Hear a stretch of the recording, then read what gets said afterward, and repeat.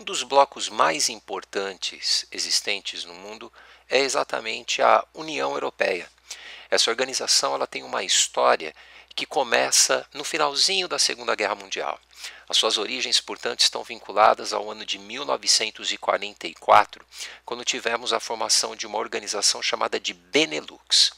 Benelux foi um acordo comercial feito entre 3 países.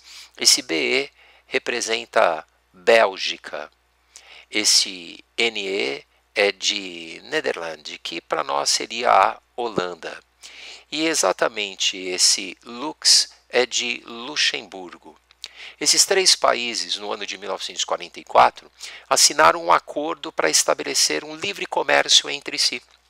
E deu certo. Eles conseguiram superar algumas das dificuldades surgidas com a Segunda Guerra Mundial e, evidentemente, o que dá certo começa a ser copiado. Passado pouco tempo, surge na Europa uma organização chamada de SECA.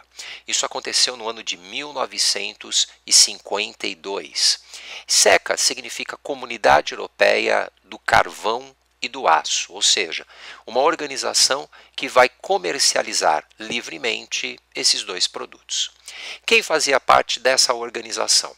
Os 3 países do Benelux, que além de carvão e aço, comercializavam livremente vários outros produtos, mais a participação da Itália, a participação da França e também a participação de um outro país chamado Alemanha Ocidental.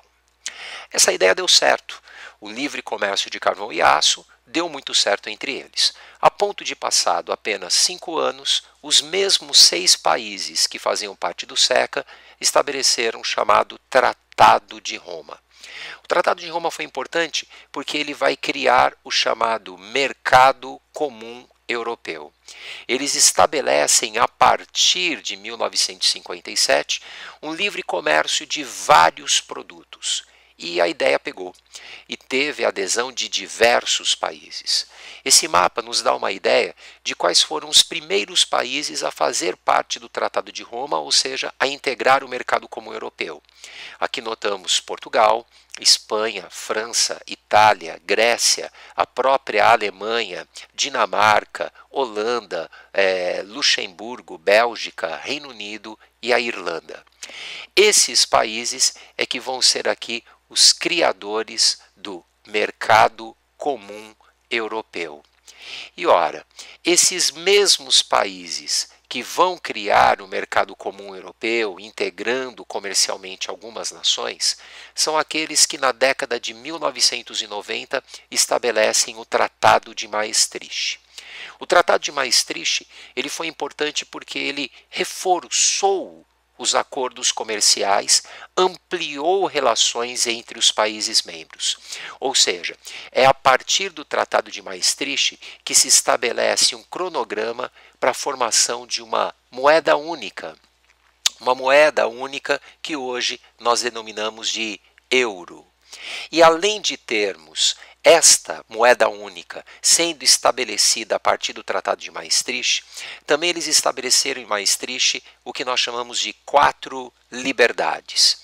Eles denominavam de 4 liberdades a liberdade na passagem de pessoas, entendam, trabalhadores, a liberdade na passagem de bens, como também capitais e o que já havia dentro do acordo comercial, a liberdade na passagem de mercadorias. Ora, a partir do momento que esse acordo estabeleceu esses objetivos, como também alguns outros, não dava mais para chamar esse bloco de simplesmente mercado comum. Por isso nós falamos que a partir do Tratado de Maastricht surge uma nova denominação. O bloco passa a ser chamado de União Europeia.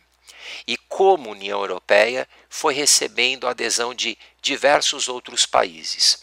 Além dos países que já foram citados, foram entrando a partir da década de 90 países como Suécia, Finlândia, Áustria, países do leste europeu como Estônia, Letônia, Lituânia, Polônia, República Tcheca, Eslováquia, Hungria, Eslovênia e além de ilhas como Malta e Chipre. Mais recentemente, O país que entrou na organização é a Croácia.